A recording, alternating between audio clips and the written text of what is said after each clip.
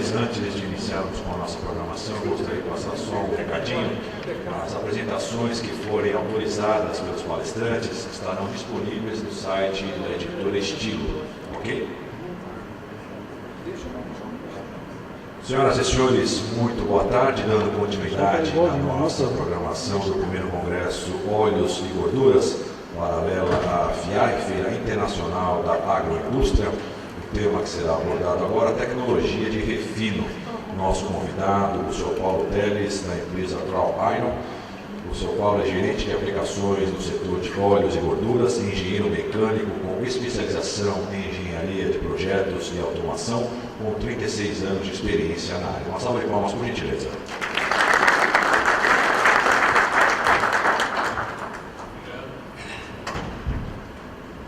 Queria agradecer a oportunidade de fazer essa apresentação para um grupo de pessoas aqui tão importante e com tanto conhecimento, que colaboraram muito com a indústria de óleos aqui no Brasil.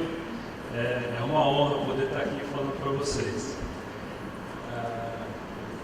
Esse assunto é um assunto bastante complexo, um assunto muito amplo, e não vai ser numa apresentação aqui que a gente vai cobrir todos os aspectos desse tema. Esse assunto foi tema de livros, né, que são livros como Bayes, como livros da Svog, do Daniel, o livro do Renato Borsa. Então não é numa apresentação aqui que a gente vai conseguir cobrir todos os aspectos. Mas vamos tentar fazer uma revisão aqui de todos os processos. Claro que eu já vou pedindo desculpas por não cobrir uma série de detalhes referentes especificamente a determinados óleos. Então, por exemplo, eu não vou falar de 3-MCPD para palma, eu não vou falar de refinos de micela em detalhes. E tem coisas aqui que são muito repetitivas também. A gente vai apresentar, por exemplo, alguma coisa sobre cavitação. São assuntos que são polêmicos, podem ser conflitantes, né?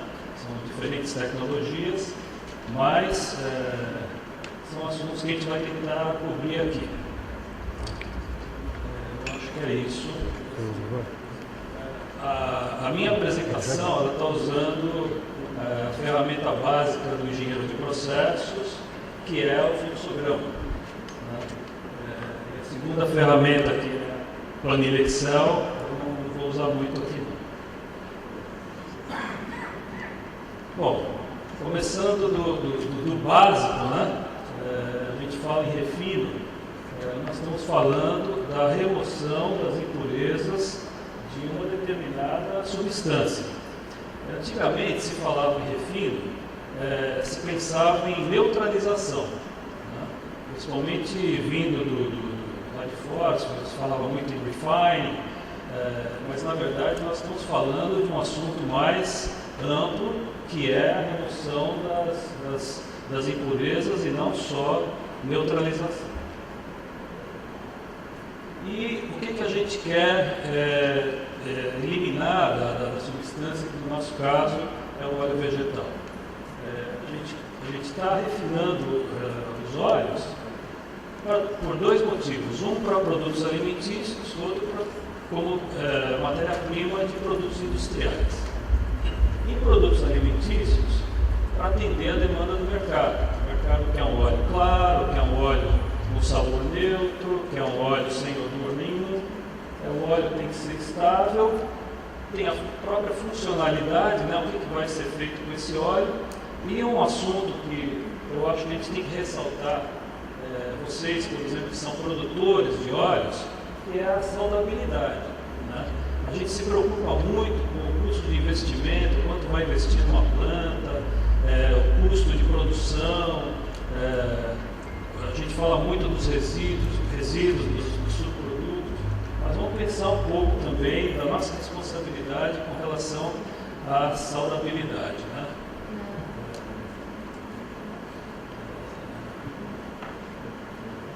No caso dos produtos industriais, a gente refina para adequar o produto para os processos que vêm depois do refino. Então, por exemplo, o óleo de soja refinado para ser usado como matéria-prima de transesterificação, né? Então ele tem que ser refinado. Claro que não com a mesma qualidade do óleo alimentício, mas ele tem que passar pelo processo de refino. Se refinar esse óleo para o produto industrial, a gente vai ver o resultado no processo posterior, né? Em função de rendimento, em função de qualidade do produto final ou do subproduto. No caso aqui, a gente está mostrando uma glicerina bruta produzida a partir de um óleo que não foi bem refinado, não foi bem pré-tratado. Então, acaba saindo uma glicerina com aquela qualidade ali que é muito ruim. Se você vê uma amostra de uma glicerina que sai de uma planta que trabalha com óleo refinado, a glicerina é clara, né?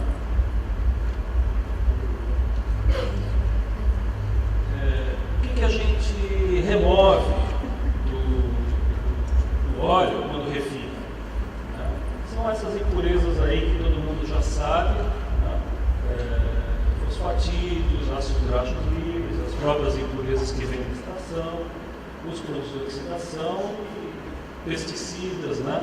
Aqui a gente, no Brasil, eu não sei, talvez eu não esteja atualizado, mas eu não tenho ouvido falar muito de pesticida. Lá fora se fala demais de pesticida, é um problema muito sério.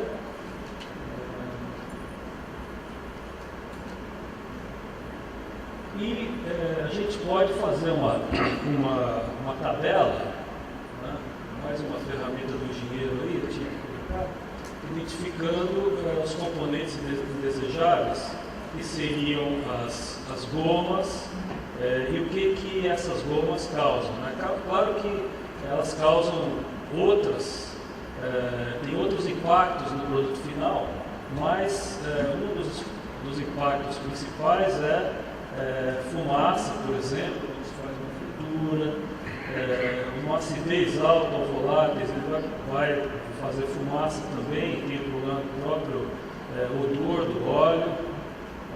Pigmentos de cor vão impactar na cor, na oxidação, e produzir oxidação que influenciam na cor, no sabor e na oxidação. Então, uma tabelinha simples para mostrar o impacto de cada um desses componentes, né? E aonde que a gente remove esses contaminantes ou esses componentes principais? Então, gomas e impurezas são removidas no processo de degomagem, e aí depois a gente pode conversar sobre os diversos tipos de degomagem, opções de processo. Acidez, a gente remove na neutralização cáustica ou na desodorização, e, na verdade, pode ser um refino físico, ali onde se vê desodorização, pode se ver desacidificação e desodorização. Os voláteis na desodorização, pigmentos de cor em diversas etapas do processo, produtos de oxidação e os pesticidas, né? Então, em cada etapa do processo, a gente remove um desses contaminantes em determinadas quantidades. E aí, também, fazendo um resumo bem simplificado das etapas do processo, nós vemos aí o óleo bruto vindo da extração, degomagem, neutralização, branqueamento, desodorização e o óleo refinado. E os componentes que a gente remove, né? Então, na degomagem, a gente remove as gomas, os fosfatídeos, que, se não removidos, vão causar exatamente o que eu falei antes, a emulsão, a fumaça. Então, nessa tabela, a gente tem uma visualização um pouquinho melhor do que acontece em cada etapa do refino. Matérias-primas. Aí a gente tem uma outra variável. Quer dizer, são muitas matérias-primas, né, a serem refinadas. Palma, soja, cada uma dessas matérias-primas uma determinada característica e com processos diferentes para se refinar, né? Então, qual processo utilizar para cada tipo de óleo, né? Então, aqui a gente tem que ver que não tem uma solução que se aplica a todos os óleos. Não existe isso, né? Também não existe um consenso de que processo que é melhor e que processo que é pior. Por isso nós estamos aqui discutindo, tem apresentação de muita gente, tem um monte de livros falando sobre isso, porque não existe consenso, não existe uma receita, né? Não é uma receita de bolo. Então, é uma complexidade muito grande, é uma matriz muito grande. Então, o que a gente tenta fazer aqui é uma troca de experiências, que cada um tem experiência com determinado produto, com determinado processo, e cada um vai aprendendo um pouco um do outro e tentando melhorar seu próprio processo, né? Então, aqui nesse diagrama, a gente vê quantas opções de rotas de refino existem, né?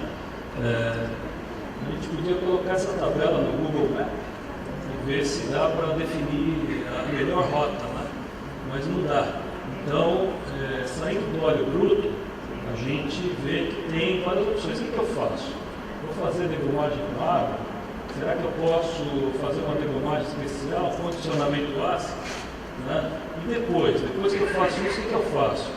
Degomagem com água, eu volto, venho aqui, faço um branqueamento, né? Então, ou eu vou lá em cima, faço um condicionamento ácido, né? Agora está havendo uma série de discussões aí com relação a fósforo alto no óleo de palma. Então, o óleo de palma que vinha aqui, ia direto para o condicionamento ácido, depois ia para o branqueamento, agora já está passando por uma degomagem. Então, tem uma série de variáveis e operações, né, que a gente tem que analisar nesse mapa e ver qual é a opção que a gente vai usar na nossa planta e para a nossa matéria-prima. E as situações também são mutáveis, né? Dependendo da safra, por exemplo, que você colhe uma soja, dependendo da forma como você faz a armazenagem da soja, como você extrai o óleo, né? Então são muitas variáveis. Tentando resumir aqui as tecnologias de refino, tentando botar em caixinhas, né? A gente pode falar em refino físico, podemos falar em refino químico e modificação. Então, refino físico, a gente tenta resumir aqui em condicionamento ácido, né? Tratamento do óleo bruto com ácido para conversão dos fosfatídeos não hidratáveis e intratáveis, a degomagem, remoção das gomas, branqueamento, onde a gente vai fazer a remoção dos pigmentos de cor e mais os resíduos que vêm aqui dos processos anteriores, e a desacidificação / desodorização para remoção dos ácidos graxos nessa etapa, combinado com a desodorização, e agora com a opção da destilação dos ácidos graxos, que é um processamento do subproduto. Refino químico, também é feita a degomagem. Nesse caso, é possível processar a lecitina, caso seja interessante, né? Se for mercado, então pode-se produzir a lecitina. A neutralização dos ácidos graxos através do processo químico, soda cáustica. Também é possível fazer a cisão da borra, que é o processamento de subproduto. Branqueamento, remoção dos pigmentos de cor mais os resíduos do que os processos anteriores. E a desacidificação, desodorização, processo final. E a outra linha é a linha de modificação. E aí vem o desceramento, usado, por exemplo, em girassol, né, remoção das ceras. O fracionamento, usado em palma, separação de oleína e estearina, hidrogenação e a interesterificação. Então, esse é um quadro básico das tecnologias de refino que a gente está conversando aqui. Aí, entrando em cada um dos processos. O que a gente quer numa degomagem? A gente quer produzir um óleo degomado com fósforo entre 2 e 200 ppm. É uma faixa enorme, né? 2 e 200 ppm, mas é isso que a gente faz. Então, tem processos de degomagem com água que vai dar óleo com 100 a 200 ppm de fósforo. Então, um óleo, por exemplo, extraído lá na Argentina, ele vai ser degomado com água porque ele vai ser vendido como óleo degomado. A especificação para óleo degomado é 200 ppm. Né? Então, por isso que tem aqueles 200 ppm. Degomagem ácida já é um processo um pouquinho mais avançado, onde se faz o tratamento do óleo bruto com ácido. Esse ácido converte parte dos não hidratáveis em hidratáveis, e com isso eu consigo sair com 20 a 50 ppm de fósforo. Para que serve esse óleo degomado com ácido? Não serve para muita coisa, porque 20 a 50 ppm ainda é uma faixa alta, né, para processamento posterior. Então existe a degomagem especial. A degomagem especial ela é basicamente a degomagem ácida, porém com adição de soda cáustica. Existe uma dosagem, é feita uma dosagem de soda cáustica que vai neutralizar o ácido mineral que foi dosado, e com isso eu consigo sair com menos fósforo. Né? Ou seja, a soda está tendo um efeito aí na degomagem. Ou seja, a soda ela tem uma importância no processo de degomagem especial.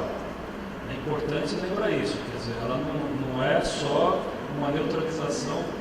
A soda não é utilizada somente para neutralização de ácidos graxos. Aí o que acontece? A partir do momento que eu dosei um pouco de soda ali, eu posso fazer uma lavagem.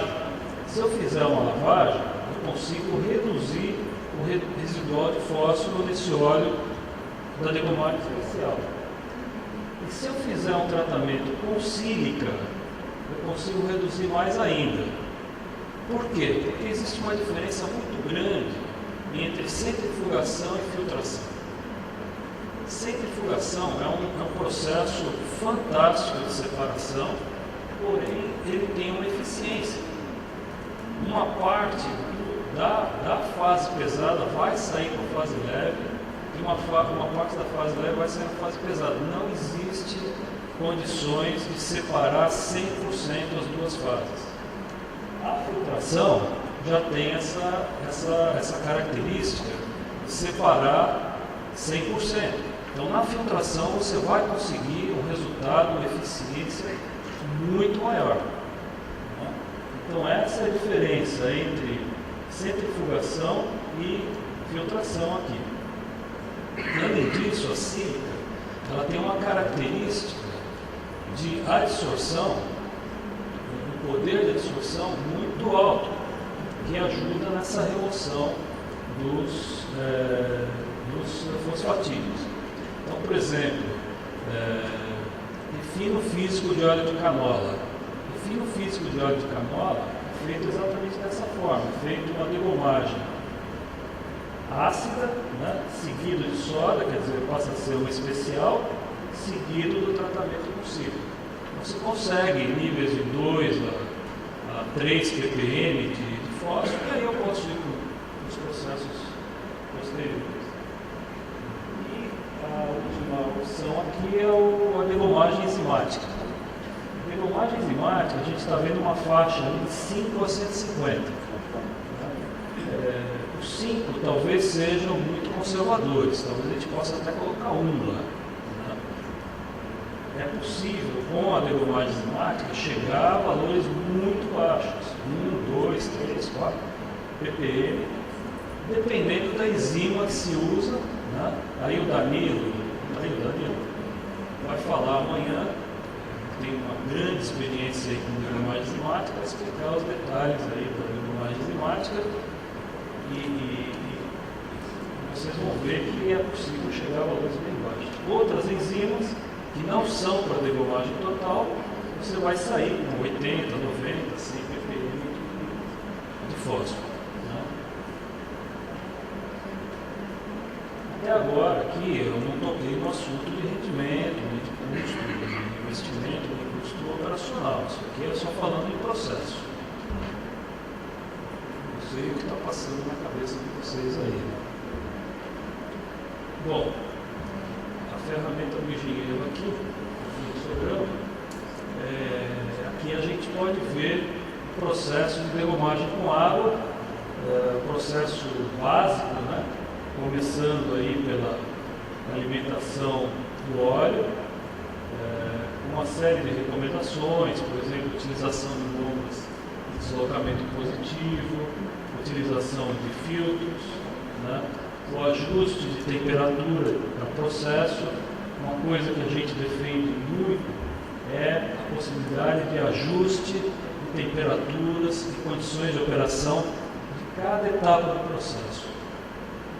Então, ajuste de temperatura, dosagem de água, mistura de água, tempo de retenção, bomba de deslocamento positivo, alimentação da centrífuga, separação das gomas, aquecimento do óleo, indo para o secador e o resfriamento final. Então, esse é o processo mais básico de degomagem, que é o que se usa em plantas que degomam para a produção de lecitina, que é a fase pesada, e venda ou exportação de óleo degomado. Né?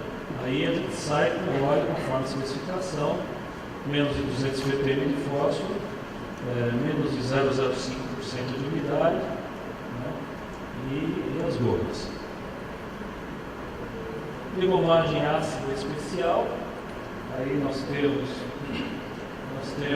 o mesmo processo de alimentação. Aí eu já tenho um recuperador de calor, que sempre pode ser usado nos processos, um aquecedor com vapor, dosagem de ácido, misturador de ácido, tempo de retenção para o ácido poder fazer o trabalho dele, um ajuste de temperatura para tratamento com soda. Né? Por quê? Porque a gente sabe que com óleo quente, a soda vai ter uma ação aqui, uma reação muito mais intensa. A ideia é baixar um pouco a temperatura, dar o tempo de retenção, aquecer para a melhor condição de centrifugação. Então vocês veem aqui que já tem um conceito diferente. Uma temperatura para tratamento ácido, uma temperatura para tratamento com soda e outra temperatura para centrifugação. Custa mais caro? Custa. Mas a forma de otimizar o processo e ter recursos para fazer ajustes conforme a matéria-prima e necessidades. Né? Degomagem enzimática, aqui está bem simplificado, a gente basicamente está colocando a dosagem de enzima aqui depois da dosagem de soda. Nesse caso, a soda está fazendo curso de pH para as condições de trabalho da enzima, o tempo de retenção da enzima, que aí pode ser de 2 a 4 horas, e aí a centrifugação. Né? E aí nós estamos falando de 2 tipos diferentes de enzima. Degomagem enzimática ou com água. Então isso daqui, por exemplo, é um projeto novo, um projeto que nós estamos fazendo para uma empresa grande, uma multinacional, com um conceito totalmente diferente aqui de degomagem com água ou degomagem enzimática. Nesse caso aqui, não há dosagem de ácido, porque não está se buscando conversão de não hidratáveis em hidratáveis. Aqui está se buscando aumento de rendimento. Então a gente quer sair com um óleo degomado, mas não totalmente degomado, tá? Porém com menor perda. Eu posso operar como degomagem aquosa ou degomagem enzimática com uma enzima que permita que me reduza as perdas sem aumentar a acidez e aumento de rendimento. A lavagem é uma etapa bem simples, basicamente o óleo que sai da centrífuga de neutralização ou a centrífuga de degomagem recebe uma dosagem de ácido, água, um reator e a centrífuga e o secador lá no final. E a outra opção que é o tratamento com sílica, ou seja, nós podemos usar a lavagem ou o tratamento com sílica. O tratamento com sílica, o óleo degomado, ele se faz um ajuste de temperatura e no tanque atmosférico se faz a mistura do óleo com sílica e com um pouco de auxiliar de filtração para melhorar a filtrabilidade do produto. É dado o tempo de retenção, normalmente 15 minutos, e vai para o secador e do secador para cima. Então são as opções: lavagem ou tratamento com sílica. Qual que a gente defende? A gente defende os dois. Né? A gente defende o que é melhor para o cliente. Se o cliente não tem problema nenhum com lavagem, acha que dá para recuperar água, o tratamento efluente vai dar conta desse descarte de água que for feito, e o cliente está, vamos dizer assim, de acordo com eventuais variações na performance da centrífuga, a lavagem funciona, a lavagem é uma opção. Né? Se o cliente quer uma condição de processo estável, que o óleo que sai depois do processo seja sempre, tenha sempre a mesma qualidade, a filtração é superior, aqui não há descarte de água. Então a gente tem visto que os projetos novos no hemisfério norte, Estados Unidos, Europa, são com sílica. A gente vê que os processos, as plantas aqui no Brasil, ainda são plantas utilizando água de lavagem. Por quê? Porque as condições aqui no Brasil são diferentes das condições em outros lugares do mundo.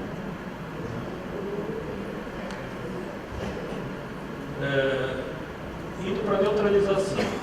Neutralização, aqui o objetivo é a redução dos ácidos graxos livres para 0,1% e fósforo para 2 a 30 ppm. Então as opções são neutralização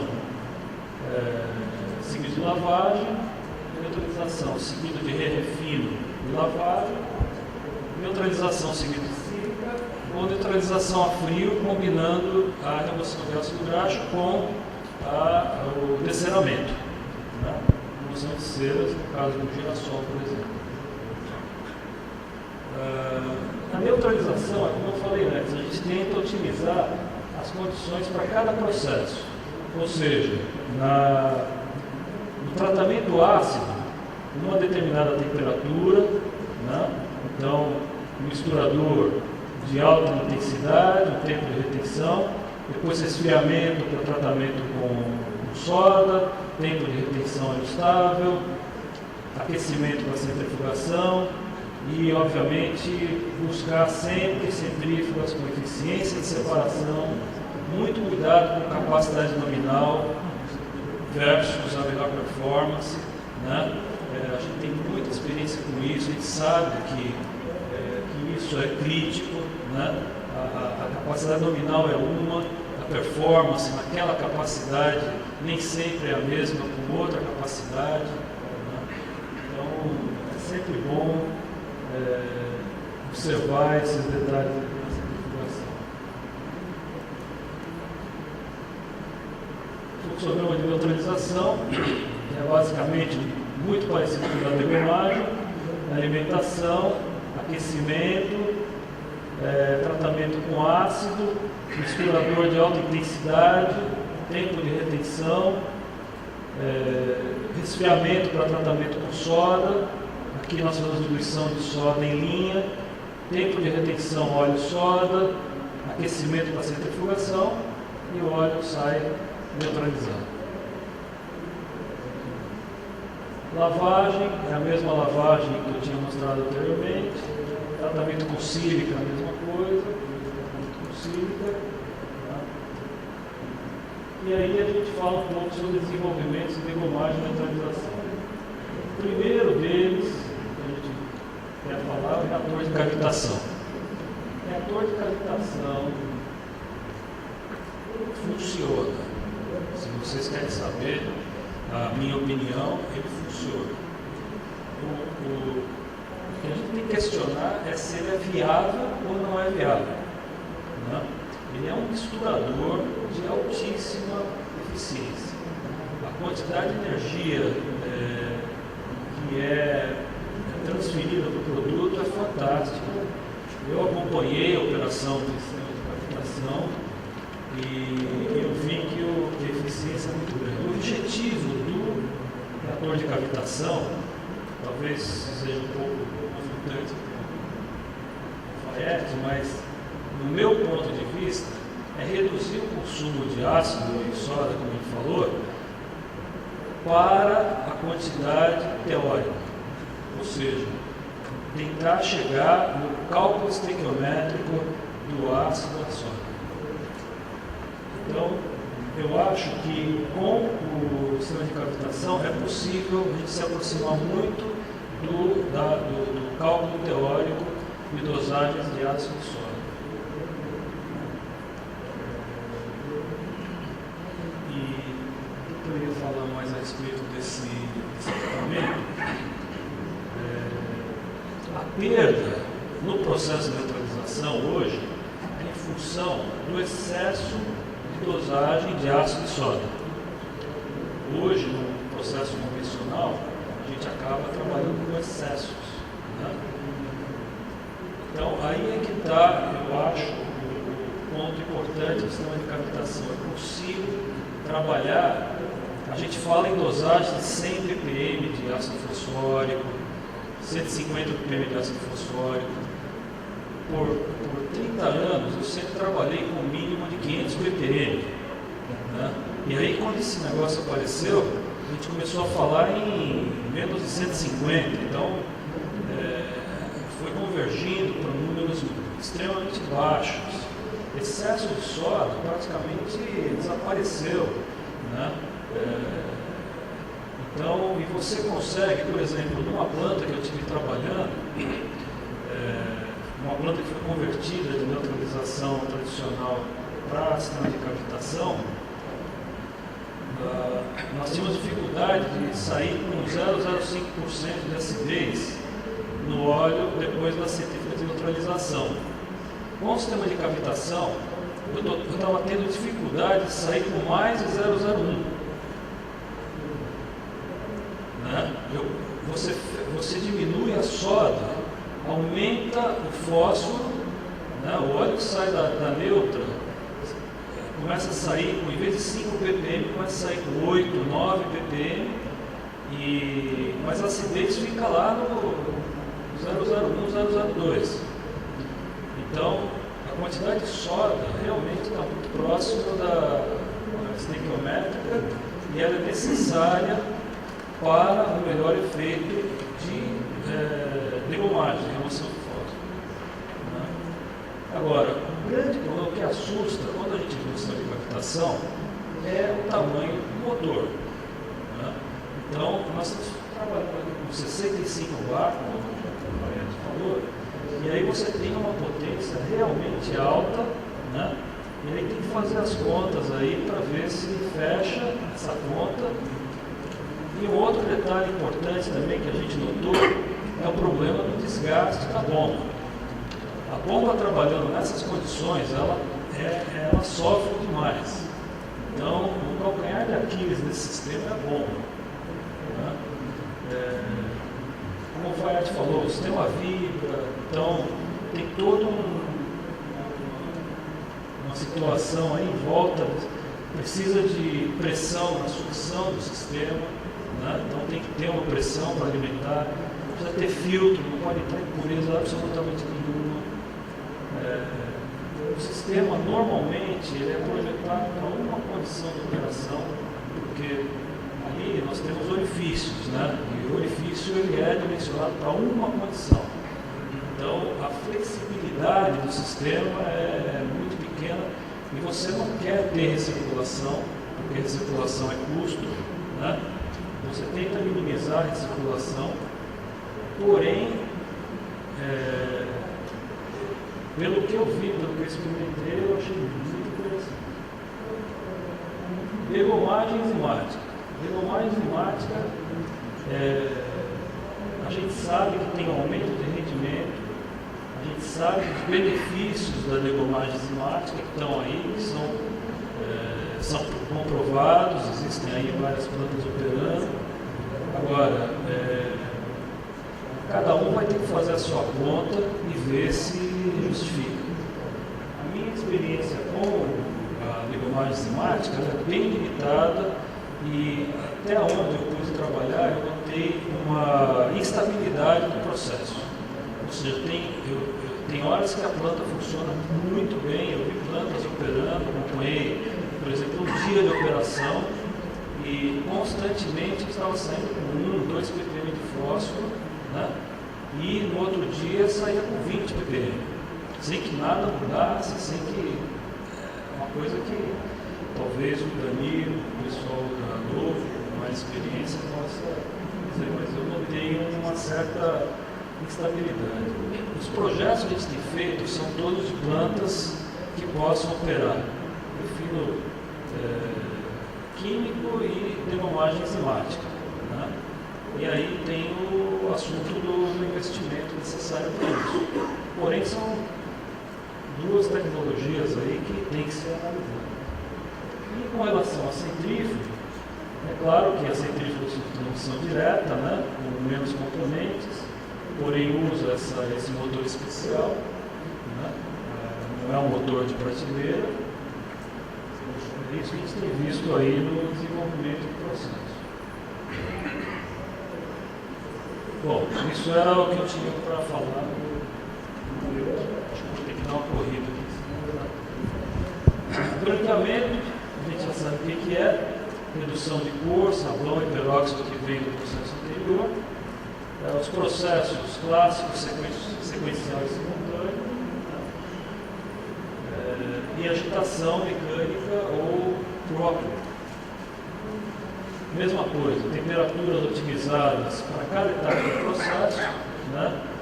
No nosso caso, a gente recomenda tanques de mistura. Então, a gente recomenda, por exemplo, no caso da sílica, a utilização de sílica, uma temperatura para tratamento com sílica, um tanque de mistura, um dosador contínuo, nós utilizamos um dosador contínuo. Desse tanque de mistura vai para o secador, porque a sílica tem umidade. Desse secador, no sistema de 3 filtros, vai para o filtro, né? Desse filtro, volta para um tanque de mistura com a terra de branqueamento. Então aqui eu tenho mais 15 minutos de tempo de retenção, aquecimento e o branqueador, né? O branqueador zera 30 minutos e aí filtração do segundo filtro. Do segundo filtro vai para o recebedor de óleo filtrado, volta aqui para o economizador, resfriador e filtro de polimento. Então esse é o branqueamento utilizando 3 filtros, onde é feita a pré-filtração do óleo em cima de um óleo, em cima de uma placa filtrante que já está com um depósito de terra usada sobre essa placa, então tem um efeito de pré-filtração e a filtração da terra fresca num outro filtro separado, o terceiro filtro em processo de pré-carga. Branqueamento sequencial, na verdade, é feita a dosagem com sílica e daí ele já vai direto para receber a terra de branqueamento. e depois branqueador e filtros. Então, você tem 2 filtros, é uma sequência, né? Sílica, recebe terra, branqueador e filtração. E o branqueamento de duplo passo, que é esse daqui que eu já havia comentado.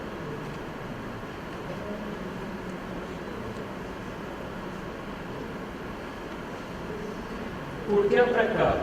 Não sei se alguém pode fazer alguma palestra sobre terra de branqueamento do filtro, mas nós recomendamos a pré-capa, que permite dar uma permeabilidade maior da torta, os ciclos são mais longos, a torta desprende muito mais facilmente, proteção da tela é um assunto importante. Lembre-se que a terra ela é ativada. Então, a ação da terra sobre o ácido oxidável também é uma ação de corrosão. Então, a pré-capa, que é neutra, ela promove uma interface entre a torta de terra ativada e o ácido oxidável. Aqui dá para a gente ter um exemplo de um óleo de canola. Isso aqui é de uma planta nossa. Esse óleo primeiro aqui é um óleo bruto de canola. O segundo é um óleo neutralizado, um óleo de neutralização cáustica. O terceiro é um óleo pré-branqueado, ou seja, ele só passou pelo filtro que está com uma torta sobre as placas filtrantes. Né? Então, só pelo óleo passar por esse filtro, por essa torta, vocês veem que a cor já mudou. Então, agora é esse óleo aqui já mais claro que vai entrar no branqueamento para receber a terra fresca. Então ele já sai branqueado e depois desvalorizado. Então, o pré-branqueamento com a terra usada é muito eficiente e não custa nada, a não ser um filtro a mais. Né? A torta do filtro, como que ela é ali.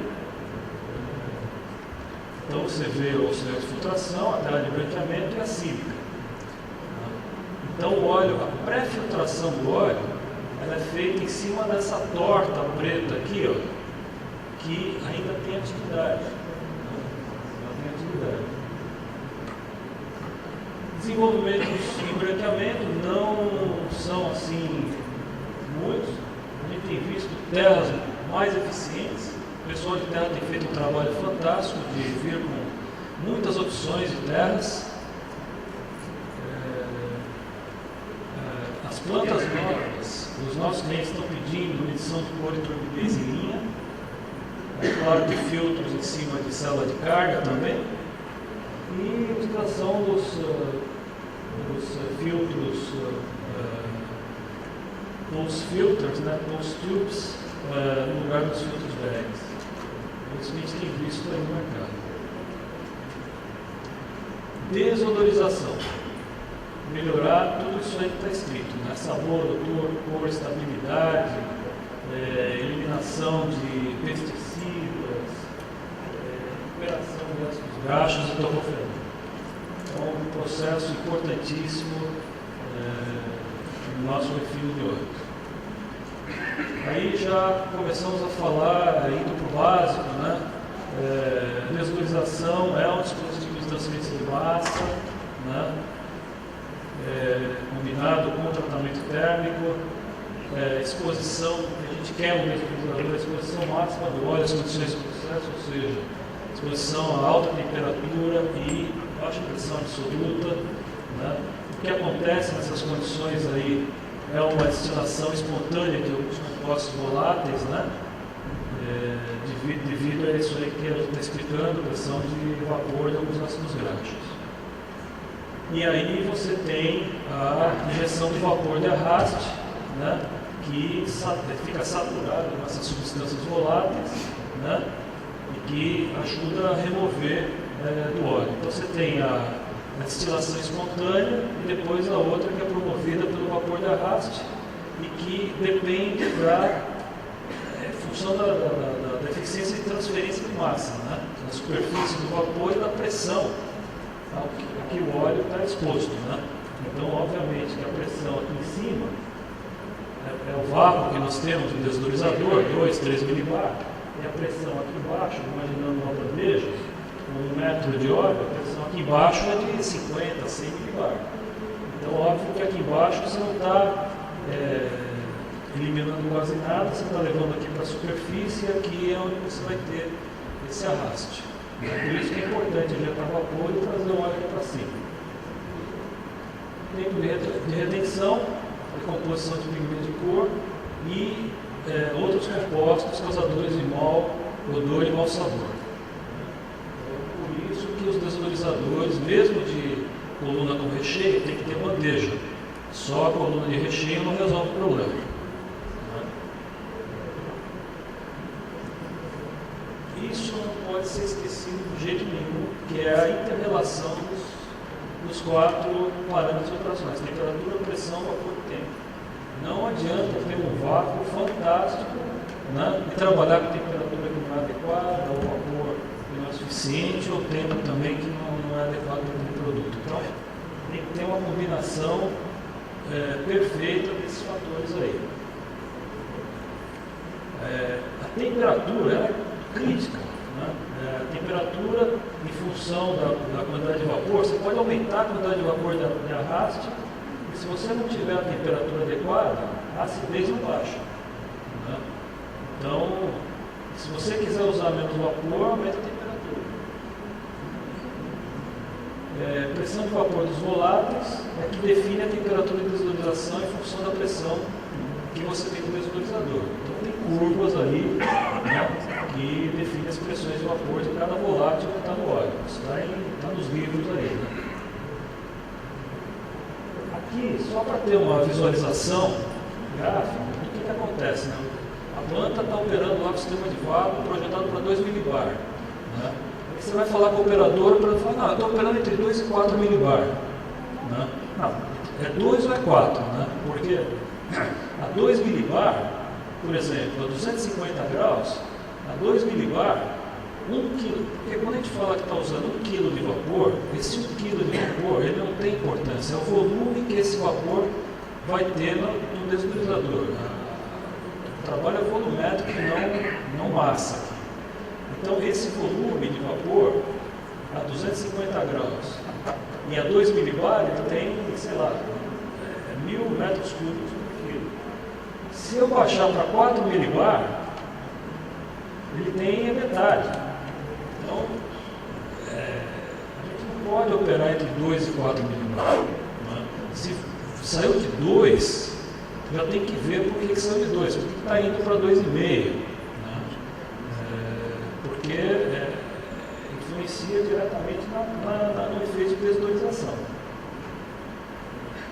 Qualidade de toda a matéria-prima que entra no desodorizador. O desodorizador, ele não faz esse milagre. Tem que ter um óleo com uma determinada qualidade para ser desodorizado. Né? E qual é essa qualidade? Ele tem que ser um óleo degomado, neutralizado, branqueado, fósforo nos 2 ppm. Né? Então, não é 10 ppm. A gente fala, não, pode ser até 10 ppm. Não é 10 ppm, é 2 ppm. Umidade, ferro, e sabão zero, impureza zero. O português está bom. Ops. Refino químico e refino físico. Né? Refino químico, basicamente, a desodorização, ela é uma desodorização, praticamente, no refino físico é uma remoção de ácido graxo também. Né? As etapas importantíssimas na desodorização, que é a desaeração, a desodorização em si, resfriamento e a filtração de polimento. Tipos de desodorizadores: batelada, contínua e semicontínua. Desodorizadores contínuos, capacidade de 50 a 2.500 toneladas por dia, alimentação contínua sem interrupção e trocas de produto ocasionais. Você pode trocar produto, só que demora para trocar. Mas dá para trocar, não tem problema nenhum. Para a boa de alimentação, assopra a linha, drena, né? Depois entra com outro produto. Só que demora e você tem um volume grande para processar.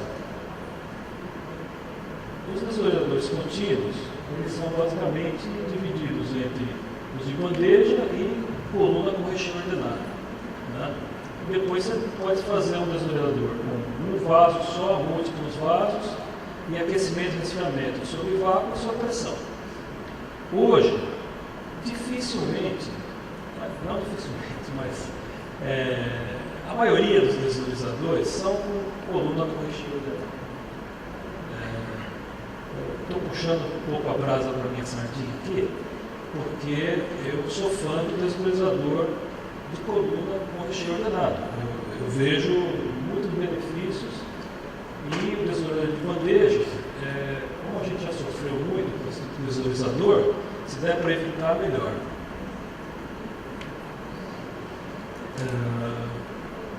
A coluna com recheio, o que a gente vê de vantagem? É o stripping com muito mais eficiência. Uma coluna com recheio, você tem um recheio ordenado, a gente tem 250 metros quadrados por metro cúbico de recheio. Então a área disponível para expor o óleo ao vácuo, para transferência de massa, é muito grande. Né? Então eu consigo fazer um filme ali de óleo e quando ele chega na parte de baixo aqui da coluna, ele já está totalmente desacidificado, com uma quantidade de vapor de arrasto muito pequena. Né? E o sistema ele é extremamente confiável, não tem problema de polimerização. Não existe isso. Então é uma solução que hoje é inquestionável. E isso leva ao menor consumo de utilidades. Né? Eu consigo controlar a formação de isômeros trans, porque o tempo de retenção na coluna é muito baixo, 1 a 2 minutos, o tempo de retenção na coluna. Eu posso separar as condições aqui de operação, ou seja, na coluna eu faço a remoção dos ácidos graxos, na parte de baixo eu faço o branqueamento térmico. Então eu consigo separar em duas etapas. Eu consigo controlar a recuperação do tocoferol. Se eu quiser manter o tocoferol, como é feito, por exemplo, na Europa, eu consigo. Se eu quiser remover, como é feito nos Estados Unidos, né, o pessoal só vê dinheiro, então põe vapor e tira todo o tocoferol, produz um óleo lá sem tocoferol. Então, nessa coluna dá para fazer isso.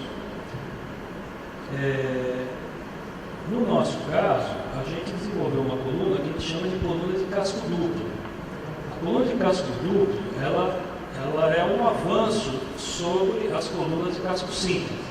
Por quê? Porque é como se fosse uma garrafa térmica. Eu tenho um recheio na coluna interna e eu tenho um espaço entre a coluna interna e a coluna externa.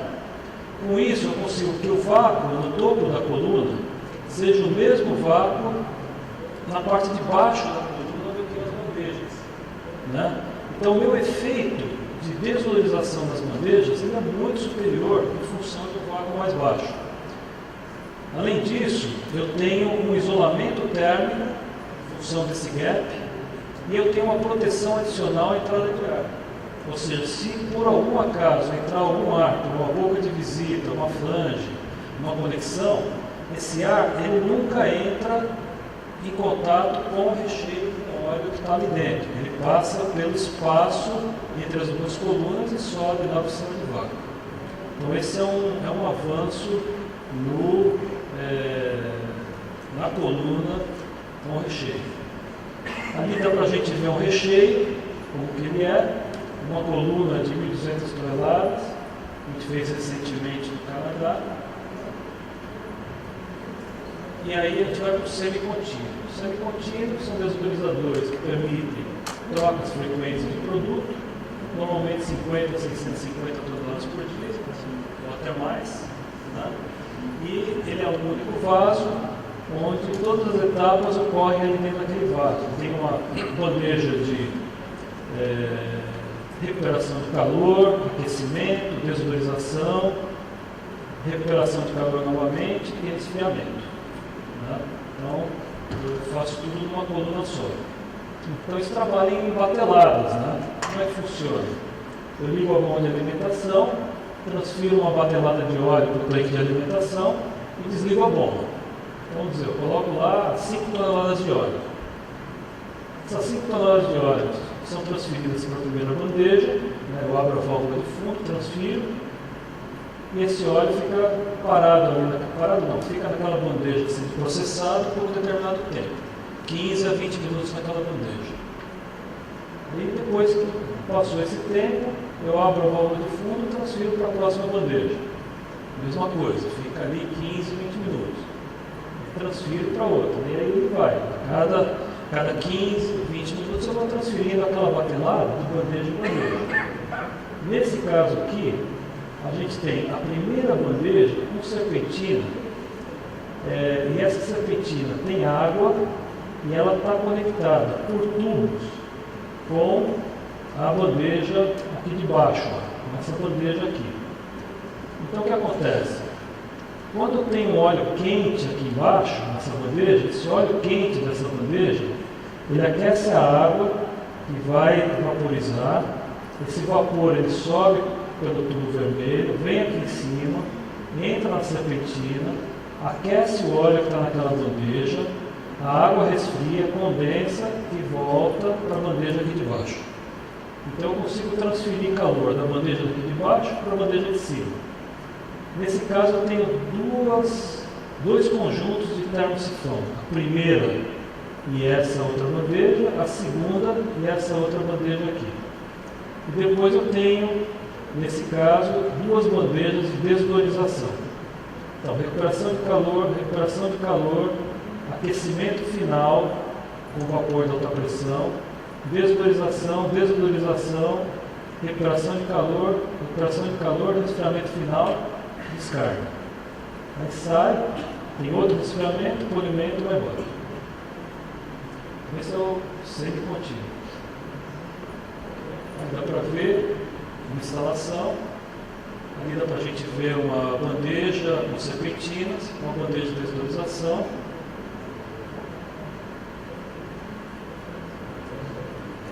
Semi-contínuos são, como eu falei, flexível para troca de produtos, dá para trabalhar com pequenos lotes, pouca mistura na troca de produto, porém consome mais utilidade, requer mais manutenção e não é a melhor opção para refino físico.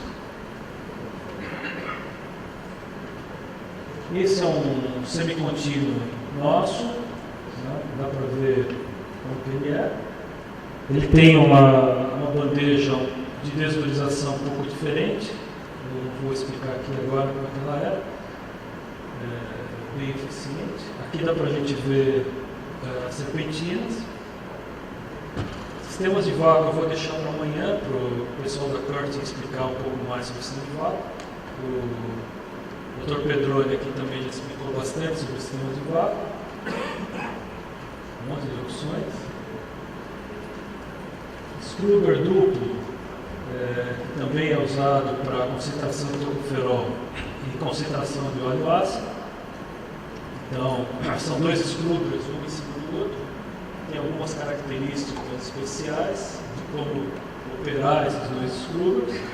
Eu consigo concentrar tocoferol e concentrar ácido graxo.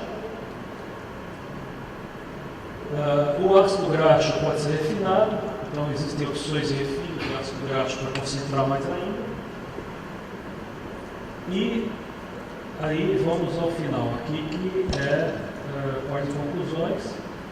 A gente tem que lembrar que cada caso é um caso, não dá para padronizar, né? Não dá para padronizar. Tem um monte de perguntas para fazer. Que capacidade que eu vou dimensionar minha planta? Eu vou refinar óleo bruto, redomar, vou fazer refino físico, químico, vou usar cavitação, vou usar lavagem, sílica.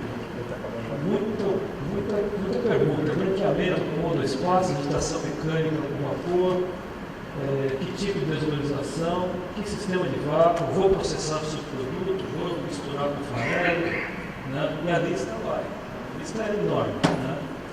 Decisões têm que ser tomadas baseadas em condições presentes e visão de futuro. Né?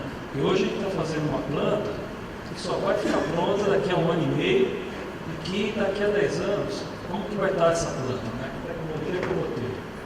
Sempre olhar para o balanço de massa e energia, esse é um parâmetro importante, fazer análise de custo de investimento comparado com o custo operacional, tá? E pensar sempre no meio ambiente e saudabilidade. Quem não pensar nisso hoje não vai conseguir sobreviver no futuro. A gente vê grandes empresas aí sendo tiradas da lista de fornecedores de óleos de grandes produtores de alimento, porque não estão preocupados com o meio ambiente e com saudabilidade. Esses balanços de massa não precisam ser complexos, a gente pode fazer balanço de massa bem simplificado, tá?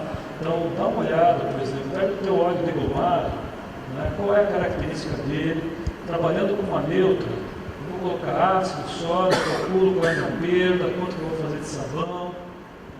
Então dá para fazer, comparar refino químico com físico, nesse caso óleo degomado, nesse caso um óleo bruto. E a nossa famosa planilha, né, mostrando os custos operacionais e também fazem parte do processo de decisão. Bom, acho que era isso aí. E obrigado pela atenção, pelo tempo.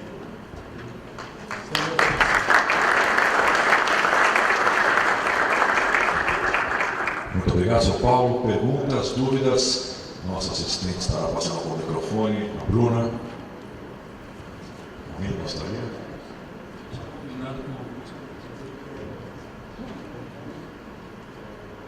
Bom, então, eu quero agradecer a participação. Muito obrigado, parabéns. Só lembrando às senhoras e os senhores que não estavam aqui na sala, as apresentações que forem autorizadas pelos palestrantes estarão disponíveis no site da editora Estilo. Ok? Nosso próximo convidado, o Sr. Renato Dorsa, consultor da área de óleos e gorduras. O tema que será abordado: economia de energia e indústrias de óleos vegetais. Uma salva de palmas, por gentileza.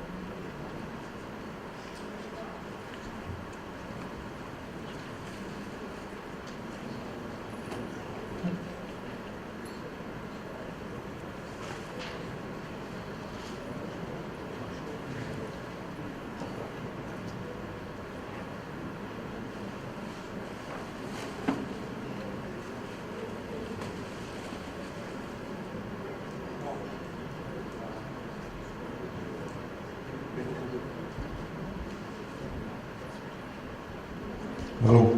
Bom, nesse congresso, o assunto que eu vou falar é sobre economia de energia nas plantas de processamento de óleos e gorduras.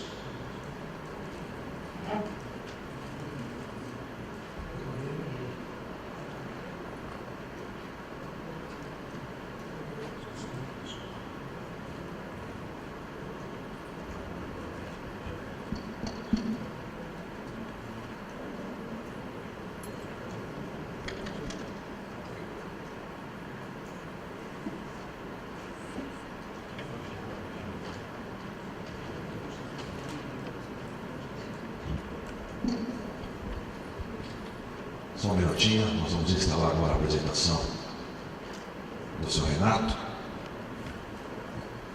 Vou levar.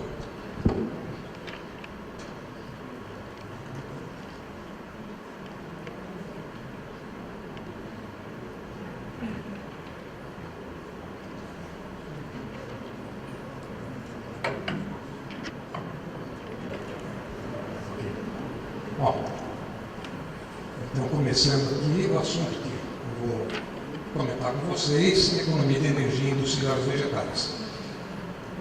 Já tivemos uma série de palestras referentes a processos, né? Aí o pessoal, vamos dizer assim, já viu bastante coisa a respeito de processos, e agora eu vou falar alguma coisa que está interligada a isso, é as formas de você ter um processo, não só altamente eficiente, com baixas perdas, baixo consumo, mas como são feitas essas economias de energia.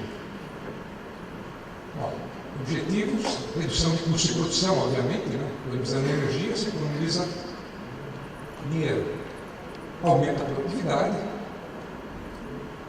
redução em novos investimentos e redução dos efluentes. Quando você fala de economias de forma geral, o resultado geral é esse. Aqui são a participação dos custos de produção, é o número grosseiro, que depende muito da tecnologia envolvida, mas há números, vamos dizer assim, básicos, grosseiros, é isso aqui. Vapor é responsável por 40% do custo da produção, perdas 36%, reagentes 12,2%, gás, no caso de caldeira, gás, desvalorização 4,6%, energia elétrica 2,8%, 3%, e mão de obra 2,5%. Isso são valores com uma faixa de variação, mas são números orientativos. E água potável, que hoje em dia está mais raro do que combustível, qualquer outra coisa, 1,5%. Então, são gráficos de cor, né, mostrando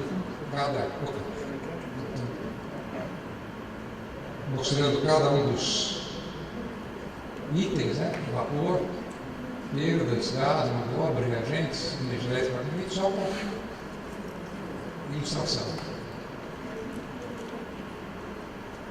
Aqui vou falar das perdas relativas e a participação do custo. As perdas relativas totais podem chegar a 36% do custo. Só que temos que lembrar que nós temos impurezas relativas. Eu quero melhorar as perdas, eu venho com óleo com 10% de acidez e quero sair com 100% de óleo. É impossível. 10% já está perdido, já não é óleo. Tanto que hoje em dia o controle, vamos dizer, de perdas é basicamente feito pelo energoóleo, ou seja, aquilo que não é óleo não é perda, é simplesmente produto que não é, vamos dizer, compõe a matéria-prima, mas não é produto final. E as perdas efetivas de produto, numa planta bem balanceada, muitas vezes só chegam a 8,6%. O resto é coisa que não tem como aproveitar. Certo? Então, veja que esse número é pequeno, não é tão grande. Energia térmica, essa sim é relativamente pesada de custo. Aquecimento, certo? Só aquecer óleo para neutralizar, só aquecer óleo para brequear, só aquecer óleo para desvalorizar, precisa de vapor em todas as instalações, aqui embaixo, vácuo, né? Que é pesado, principalmente na desvalorização, falando-se em sistemas convencionais, logicamente, né? E produtos químicos, participação no custo, terapeuticamente é um dos itens pesados do custo, soda cáustica relativamente, ácido fosfórico também, sempre falando em processos tradicionais, convencionais. Então isso daqui precisa ser atacado, como falaram nossos colegas aqui, Ricardo Ferrer, Paulo Teles, são pontos que têm que ser atacados, porque é onde vai dinheiro. Interaqualificante e excesso de qualificante, porque eu só tenho 2 filtros, eu aproveito o terceiro filtro que eu fiz para cá, eu coloco soda em excesso, porque eu não tenho bons misturadores, coloco fosfórico em excesso, porque eu não tenho bons misturadores, porque eu não tenho bom tempo de contato, não tenho, uma planta moderna, uma planta, vamos dizer, de conceito antigo, com isso eu tenho uma participação alta no custo. Ácido cítrico é pouco, mais usado como antioxidante na desodorização, mas o caso do óleo de palma pode ser alguma coisa bem significante, porque ele vai assumir valores bem mais altos, né? A participação do custo até pelo preço ser mais alto. Os itens mais relevantes, então, são consumo de vapor, como eu tenho mostrado antes, basicamente sistema de vácuo e aquecimento, e consumo de terra de branqueamento. Esses 2 itens são realmente pontos críticos em todo o processo. Bom, redução do consumo de vapor. Primeiro ponto é a redução do sistema de vácuo, visando economia de vapor. Isso daqui é o ponto-chave. Plantas novas que eu tenho visto já estão passando por ice condensation, em sistemas, vamos dizer, bastante evoluídos, né, onde os problemas que ocorreram no passado, onde o sistema existe há 30 anos, né, e evidentemente houve uma evolução gigantesca no Ice Condensation, ou de sublimação, não importa o nome, né? Grandes fabricantes de sistemas e equipamentos têm isso instalado na Europa, nos Estados Unidos, assim, a rodo.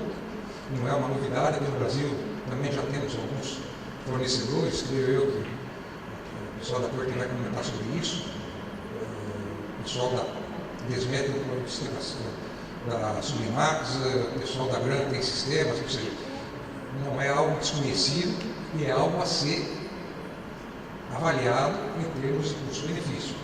O sistema de água gelada, como disse o Pedroni, é uma das alternativas, investimento menor, mais simples, mas é necessário fazer o cálculo de retorno para cada situação. É impossível você ter uma planta bem balanceada, bem automatizada, tudo mais, quando você não leva em consideração o sistema de vácuo da desvalorização e não faz um cálculo efetivo do que você está gastando lá e o teu cálculo de retorno. Não só o cálculo de retorno em dinheiro de imediato, mas risco de falta de petróleo, que é uma coisa, vamos dizer, que eu já passei com umas 4 crises de petróleo, $60 o barril, já chegou há 30 anos atrás, voltou a chegar, não é novidade, nós sabemos que de tempos em tempos isso ocorre. Então, uma fábrica nova hoje, ou mesmo uma fábrica antiga que precisa de uma manutenção, precisa substituir o sistema de vácuo, é necessário, imprescindível que seja analisada a fundo e determinado qual o sistema ideal para a configuração.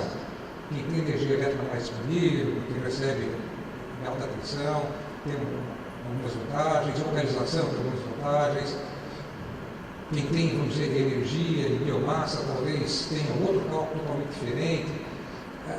Tudo isso deve ser levado em consideração e deve ser calculado. É impossível, numa palestra dessas, a gente fazer todos os cálculos imaginários, mas dentro daquilo que vai ser apresentado para os outros palestrantes, vocês vão ter ferramentas suficientes para analisar qual sistema de vácuo é o mais indicado para a sua fábrica e, sem dúvida, vão chegar em resultados que até vocês vão falar, puxa vida, não imaginei que fosse tanto.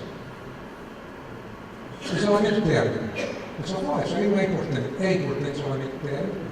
Por exemplo, parque de tanques. Você pega o parque de tanques, coloca os tanques em isolamento, coloca gorduras, óleo de palma, um monte de coisa, e vapor jogando jorros de condensado fora. Simplesmente fazer um pequeno cálculo, né? E com isso vocês vão ter quanto vocês estão tendo de perdas. Coisa super simples, dados disponíveis. Sistemas de plug de condensado, uma coisa simples também de ser feito. Pessoal, o purgador termodinâmico é o mais barato. Sim, mas o purgador termodinâmico funcionar, ele precisa jogar vapor fora.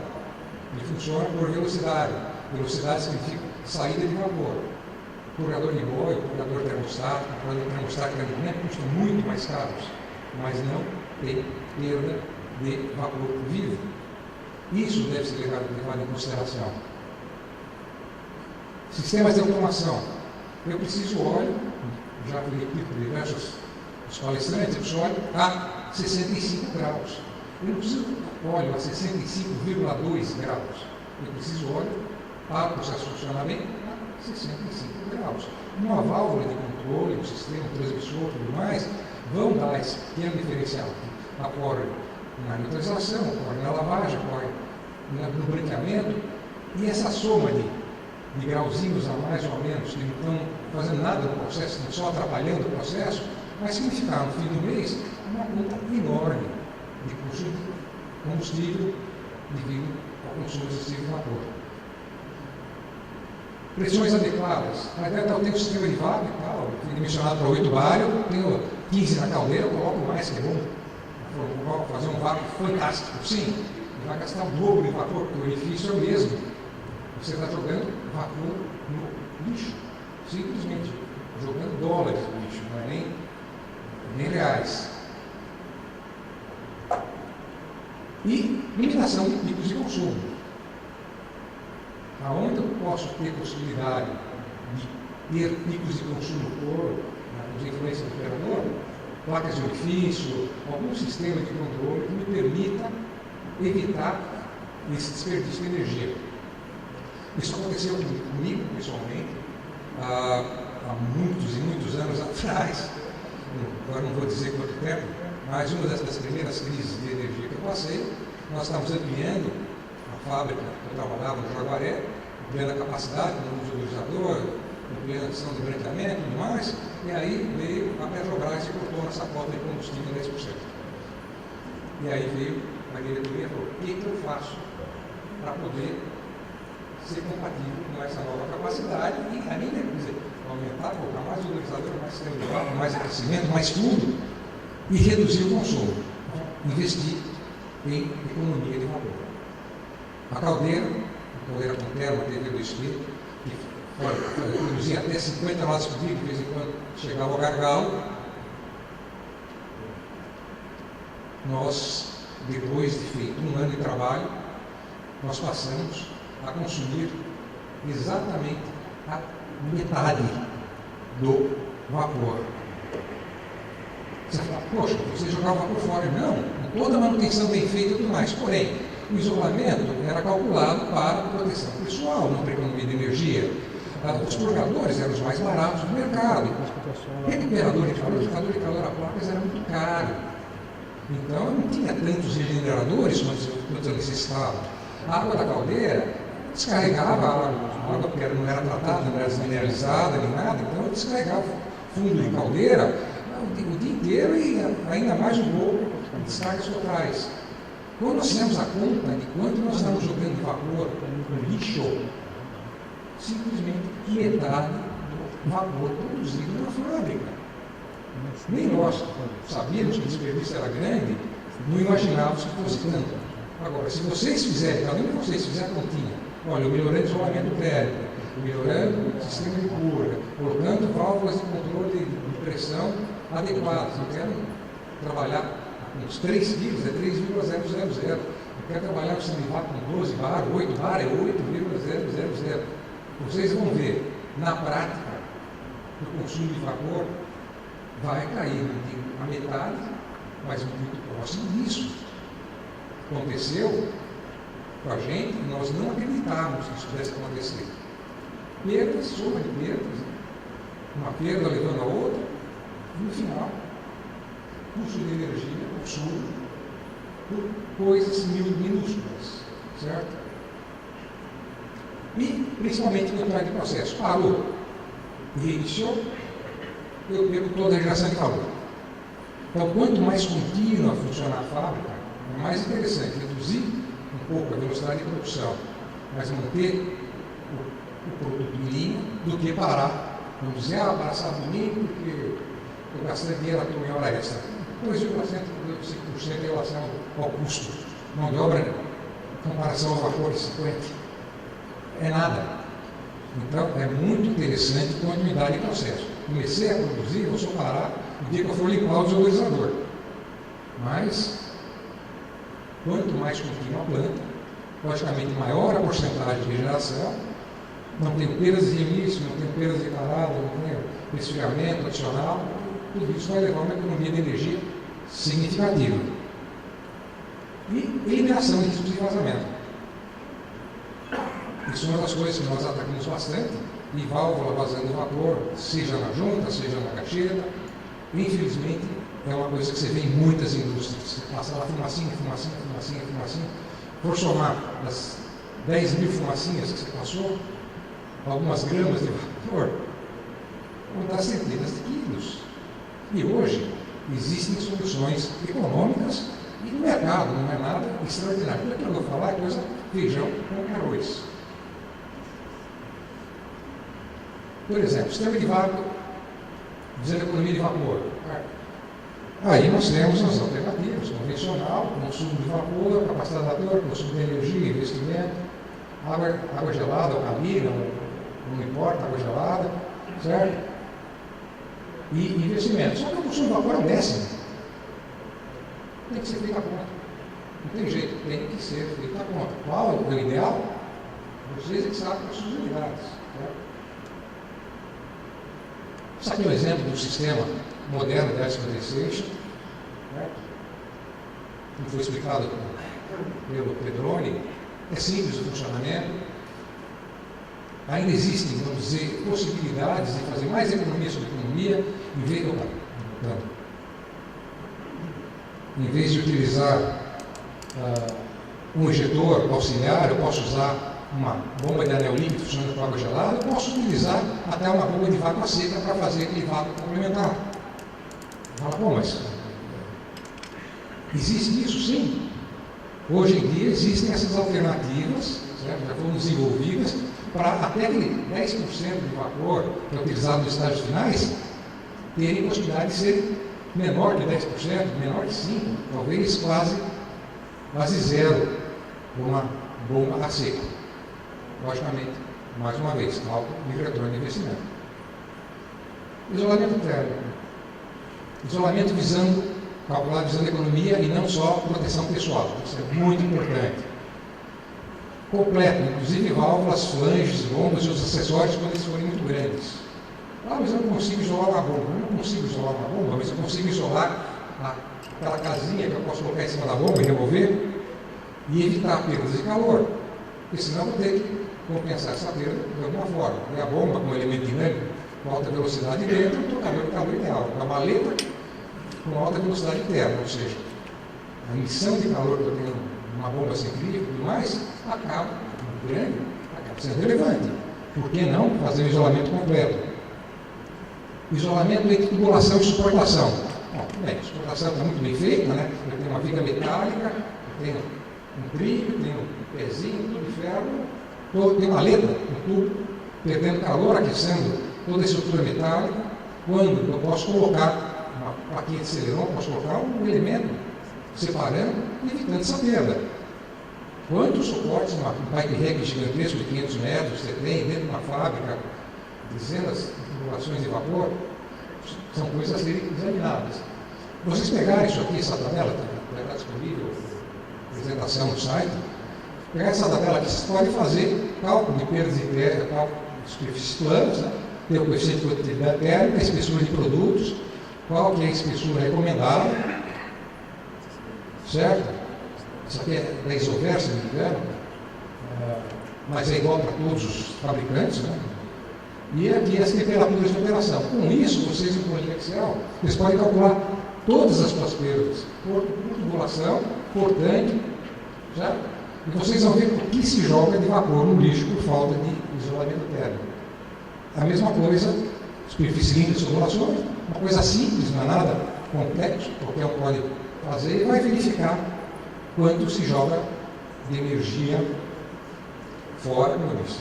Tivemos a economia de 50%, eu não acreditava uma coisa dessas, só com soluções muito simples, nada sofisticado, nada que todo mundo aqui conheça. Então, perda do desodorizador. Temperatura 250 graus, o desodorizador é 300 toneladas dia, 100 metros quadrados de área isolada.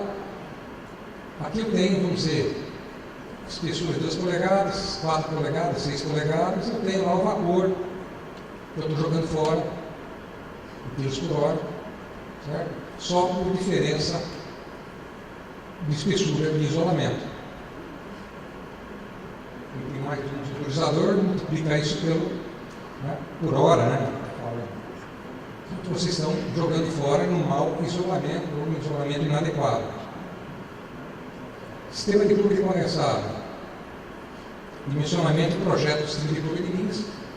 Quem não tem condições de fazer isso aí, consultantes fabricantes, a Sargo dá essa assessoria, tem um monte de empresas que fabricam, a Vespa deve fazer também isso aí, e eles podem ajudar vocês a dimensionar sistemas de plug e linhas visando economia de condensado. Escolha o plugador mais adequado, termostato de boia ou boia invertida. Também isso pode ser ajudado e, como disse, termodinâmica mais barato, porém, em termos de perdas, é que dá mais perdas. Sistemas de automação. Dimensionamento e projeto do sistema de controle de processo. Que o pessoal falou anteriormente, um processo bem controlado significa economia de tudo. Insumos, energia e perdas. Não é necessário sofisticar o sistema de controle, mas é importante o seguinte: Indicação não serve para nada. Serve para dizer, olha, eu sou um trouxa, que estou perdendo um monte de dinheiro aqui, eu estou medindo a vazão e não estou fazendo nada. Cada medidor que eu tenho tem que ter um correspondente elemento de controle. Se eu tenho um transmissor de temperatura, indicador de temperatura, eu preciso de uma válvula de controle de temperatura. Se eu tenho, vamos dizer, um controle de vazão, eu preciso de um inversor de frequência na bomba, eu preciso de uma válvula de controle de vazão. Não adianta vocês compararem, automatizarem a planta no sentido de visualização. Vocês veem tudo que está sendo perdido e não fazem nada de imediato para eliminar as perdas. Então, isso daí, dimensionamento de projeto de sistema de controle, é fundamental. A automação significa eu não vou trocar o operador, não vou tirar o operador, não vou nada, porque deixar de perder muito dinheiro. E hoje em dia, os custos de instrumentos de bloco primário, como Landeshaus, Emerson, Yokogawa e tal, são competitivos e são realmente adequados para aquilo que se predispõe. Você pode automatizar uma planta inteira com um valor que hoje significa 30% do que significava 30, 20 anos atrás. Ou seja, perfeitamente viável. Utilização do controlador lógico programável com mínima, ou no SCD, com mínima intervenção do operador na planta. Eu ouço de todos, mas perguntar a alguém que disse isso aqui, eu levanto a mão, por favor. Que cada turno tem uma perda e um rendimento diferente. Alguém vai dizer que isso não acontece na sua fábrica? Não. Por quê? Porque cada operador tem seu jeitinho de trabalhar, e nesse jeitinho de trabalhar, infelizmente, não é o jeitinho automatizado ou o jeitinho otimizado de trabalhar. Quando eu tenho um sistema de controle, com mínima intervenção do operador, eu tenho os rendimentos sempre estáveis e as perdas sempre no mínimo. O operador é para aquilo que realmente é exceção. Vamos deixar ocorrer uma exceção. Mas não para ficar alterando, agora coloco mais forte, coloco menos forte, coloco mais fraco, coloco. Isso só resulta em perdas e mais perdas em cadeia. Pressões adequadas. Evitar pressões elevadas é desnecessário para limitar o consumo e perdas de vazamento. Essa é uma continha simples, né? Você pegar uma área em milímetros quadrados, puser 3 vezes a pressão embaixo, você tem a quantidade de vapor estimado, né? Estimado no vazamento. Vocês fizeram a continha, vocês vão ver um furinho de 1 milímetro, é uma coisa absurda. Ou seja, uma junta, um vazamento, e joga quantidade absurda. Uma válvula com cacheta, problema, só toneladas de vapor. E é uma conta simples, né? Nada de extraordinário. Considerar o sistema de vácuo que o injetor esteja desgastado devido à limpeza sucessiva, sendo o sistema original a 3 milímetros e o atual 3,5 milímetros. O biquinho estava sujo, porque o vapor tinha arrasto, não tinha água, nem nada. Então, eu dei uma limpada, 10 anos, estou limpando, em vez de 3,5 milímetros. Então, perda de 50% no sistema. Uma conta simples. Então, eu estou colocando o sistema de vácuo que eu dimensionei para 2 toneladas por hora, eu estou colocando 3 toneladas por hora. É uma tonelada a mais de vapor, quando é mais fácil comprar o bico novo e voltar às condições originais, do que aumentar simplesmente a válvula, aumentar a pressão de vapor para corrigir essa discrepância e jogar essa quantidade absurda de vapor no sistema de vácuo que é responsável, o maior responsável pelo consumo de uma fábrica.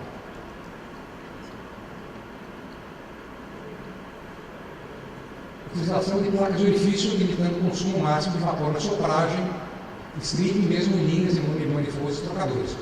A pessoa fala, vou soprar o filtro. Então, alguns que gostam de brincar com a válvula, falam assim, o volante dá 50 voltas, abre, além de unificar as placas do fio, o volante tudo, é uma quantidade absurda de vapor.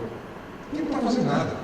Ao contrário, está desmontando o bolo e tal. Então, eu tenho uma limitação, calculo a placa de orifício para a vazão, e restrinjo a vazão de sopragem. E que custa uma placa difícil, de esquina e inoxidável do furinho. Você faz na oficina. E com isso você evita um consumo absurdo, além dos prejuízos. Né? O pessoal da Robrato bastante propriedade falou, detona o filtro. Né? continuidade do processo, logicamente, perdas da regeneração durante a parada da indústria de operação, sempre que for possível evitar, perdas por resfriamento de equipamentos e linhas, né? E perdas por tempo improdutivo. A planta contínua evita todo esse tipo de perdas. Eliminação de riscos de vazamento. Utilização de conexões soldadas para válvulas acessórias sempre que possível. Mas se você precisar trocar uma válvula e a válvula é soldada, o que é mais fácil? Cortar todos os parafusos que estão enferrujados, né? Descer a marreta na válvula, tirar das flanges, né? Ou simplesmente cortar as extremidades e soldar uma outra válvula soldada. Eu não gastei flange, não gastei junta, não gastei parafuso, certo? E não tem vazamento, não tem manutenção. Sempre que for possível usar uma conexão soldada, o custo de investimento é um pouco menor e o custo de manutenção é zero. Visores com flanges e vidros com espessura adequada. Você já viu instalações antigas, né? Visor de desodorizador de 10 milímetros de espessura. Então a tira da perna quebra e entra ar dentro do desodorizador, o sistema de vácuo não aguenta, tudo mais. Hoje, vidros de borosilicato estão disponíveis em diversos fabricantes ali, com espessuras adequadas, e isso facilita, vamos dizer, o apego, né, que não quebra, né, e evita essas perdas que infelizmente podem ocorrer. O desodorizador está tendo.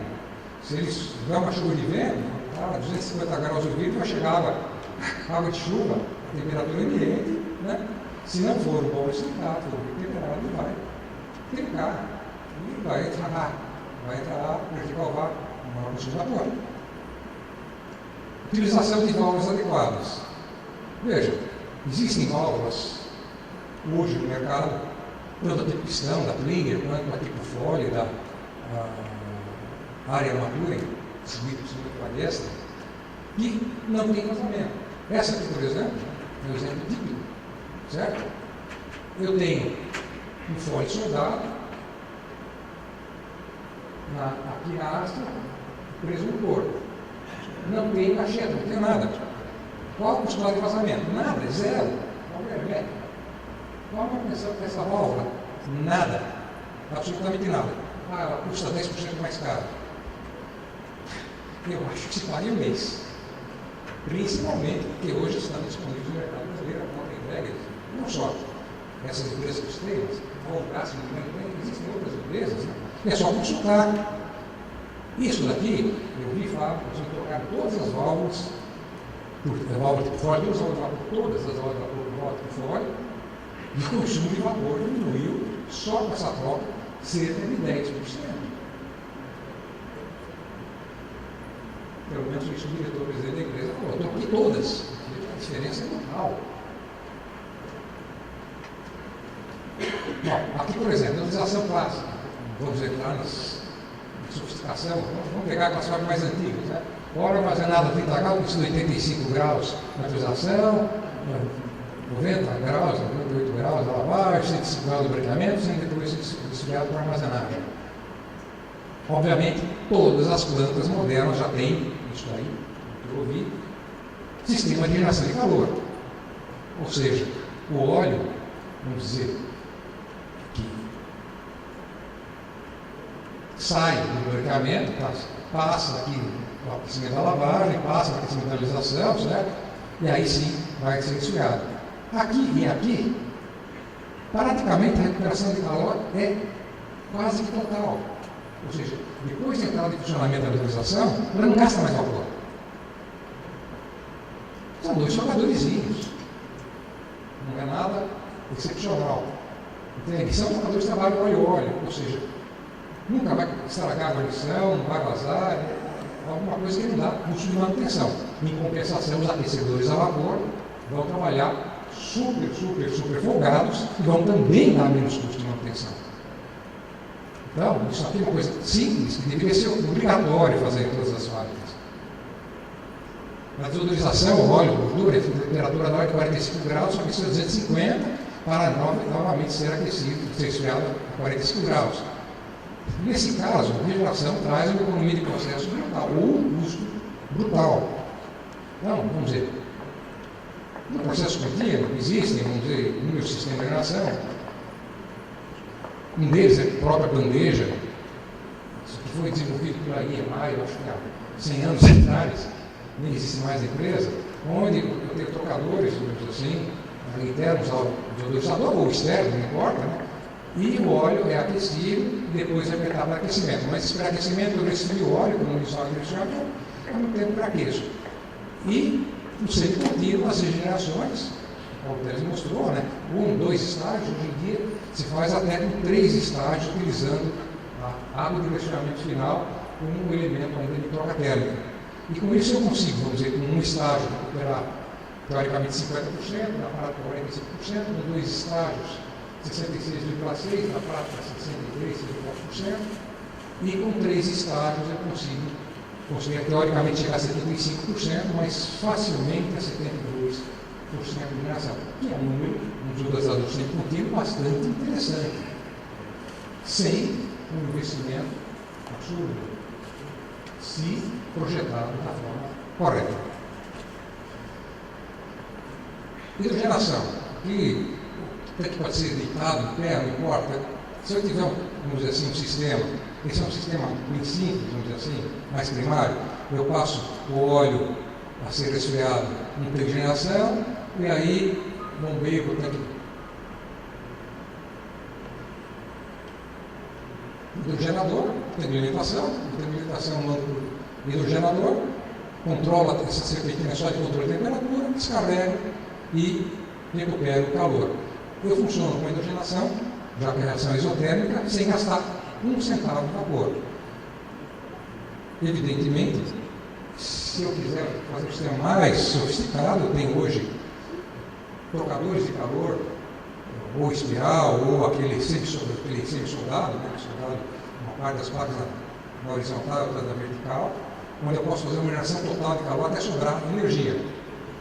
Então, tudo isso, uma hidrogenação que tem alto consumo de energia, tem soluções simples, disponíveis na prática. Todo mundo fabrica esse trocador semi-soldado, questão de procurar no mercado qual que é o mais conveniente, todos os fabricantes fabricam, e o resultado é 100% de economia na hidrogenação.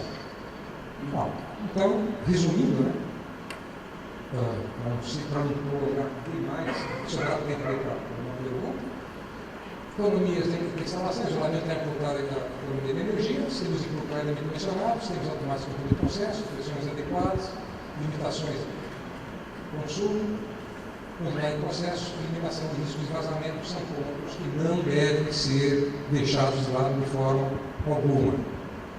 Ou o resultado vai ser a empresa se tornar, vamos dizer assim, antieconômica e perder concorrência, perder mercado, perder preços. Então, a mesmo processo, eu tenho aí como exemplo, crescimento do óleo, a neutralizar a geração, produção de água quente, produção de soja de água de lavagem, com aproveitamento condensado, tem trocadores de calor na planta, tem um monte de coisa, joga um tanque interno ali do lado, já tem água quente para fazer a diluição de soda, para fazer a lavagem, métodos de lavagem para economia de água quente, uma lavagem ácida, uma lavagem contra corrente, sistemas de vácuo com alternativas mais econômicas, eliminação de etapas de secagem após a neutralização, fazer o branqueamento de via úmida, utilização de sílica, diminuição do vapor direto da desodorização, o vapor superaquecido antes de entrar no desodorizador consegue dar um efeito melhor na modificação das pressões parciais de vaporização e se utilizar menos vapor. O que é esse extremo de superaquecimento? Um tanquinho com um tubo dentro, onde eu passo o vapor direto por fora, baixa pressão, e passo no tubo mais grossinho, a serpentina, eu passo o vapor na caldeirinha de alta pressão. Uma porcarazinha de 1 metro, eu tenho uma economia de vapor direto, porque eu vou ter o vapor já superaquecido, vou ter menos, vamos dizer, efeito de splash dentro do desodorizador, de formação de gotas, porque não vai passar de vapor úmido ou saturado, em baixa temperatura, para o vapor expandido de alta temperatura. Com isso eu consigo não só melhorias na recuperação de ácidos graxos, na diminuição de perdas, e consigo usar menos vapor direto. Recuperação de calor de desodorizadores, óbvio, né? E esterilidade do sistema de desodorização, ou seja, quanto mais coisa soldada e menos flanges, quanto menor o risco de vazamento, quanto maior a utilização de válvulas herméticas naquelas válvulas que estão ligadas diretamente ao desodorizador. Existem válvulas herméticas até de borboleta, a Boeing, se não me engano, fabrica válvula para 1 nanobar de pressão, de linha, ou seja, válvulas de alto diâmetro e para vácuos absurdos, 250 graus de temperatura. Tudo isso é disponível no mercado a preços competitivos. É só pesquisar no lugar certo. Era basicamente isso que eu queria comentar com vocês, certo? Alguma dúvida? dorsta.engenharia@gmail.com, Renato Dorsta. Se vocês tiverem alguma dúvida, por favor, passe um e-mail para mim. Olha, não entendi, eu queria uma sugestão, que puder ajudar, eu estou à disposição. Ok?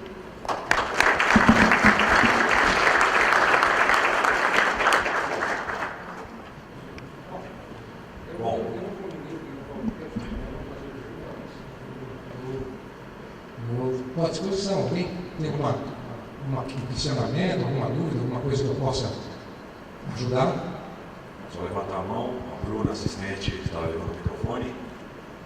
Não? Não? Nós temos aqui na frente, por gentileza, peço que identifique-se.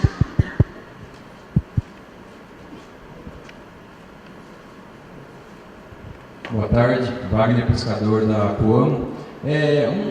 Não seria uma dúvida, seria uma recomendação para as linhas de gordura na questão de traço. O que você recomendaria para nós para diminuir o consumo, digamos assim, de vapor?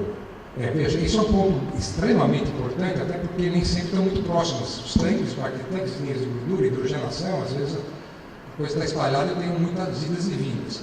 Primeiro, isolamento térmico adequado. Isso, sem dúvida, é extremamente importante.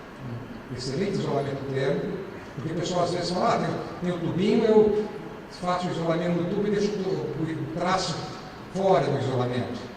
Não incorporo ao isolamento. Segundo, fixação do tubo, para evitar que com as dilatações, né, ele não encosta perfeitamente no tubo de produto, né, então o traço fique bem encostado. Onde possível, utilizar o traço de cobre, que é mais eficiente, normalmente linhas curtas, e onde não tiver jeito, for um negócio extremamente complicado, existe o auto-trace, o traço elétrico, que é autoajustável. Ele só aquece até uma determinada temperatura que ele é projetado. O investimento é alto, mas para determinadas situações, o traço elétrico é uma das soluções que eu adotei no passado e deu realmente alguns resultados assim significativos. Porém, o mais comum é isso. Procurar usar o traço de cobre, é mais caro que o de ferro, certo? Vai ter mais curvas intermediárias e tudo mais, mas dá uma troca técnica melhor e é mais fácil para o isolamento ser colocado e diminuir as perdas. Qual que é a pressão da linha de vapor que tu recomendaria com a linha de traço? Não passar de 3 bar. Quanto mais próximo da temperatura eu tenho, mais fácil a regulagem, certo? Evitar superar a temperatura, queimar gordura no tubo, que pode acontecer. Então, quanto mais baixo, 2, 3 bar, né, seria o ideal. Você recomenda algum tipo de automação, por exemplo, é uma linha que vai ficar 3, 4 dias parado, desligar o sistema de aquecimento do traço? Sem dúvida. Uma válvula solenoide no vapor, quando eu não preciso dele, certo? Desde que isso esteja interligado ao sistema, eu tenho a comprovação de que eu não tenho produto na linha. Ou seja, fiz a sopragem, com a linha vazia, terminada a sopragem.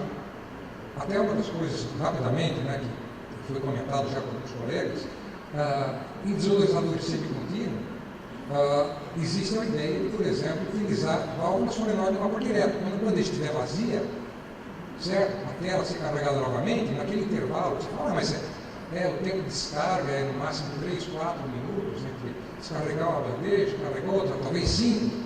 Então, simplesmente fecha uma solenoide, não deixa entrar vapor direto, não sobrecarrega o sistema de vácuo e não joga o vapor direto fora. Então, A automação, nesse sentido, realmente dá economia. Logicamente, fazendo as contas de ficar onde é aplicável, onde não é. É geral para todos os pontos. Né? Onde é relevante o consumo, onde a distância é grande, eu sei que o consumo vai ser significativo, a utilização do sobrecarga de vapor é uma alternativa bastante interessante. Nos ionisadores de 600 watts-dia, por exemplo, a por direta é uma coisa gigantesca. Né? Então, essas solenoidezinhas fechando todas as bandejas, dará dinheiro. Se paga assim, em questão de meses. Okay? Beleza, obrigado. Mais alguma coisa? Bom, quero agradecer pela brilhante apresentação. Muito obrigado, Renato.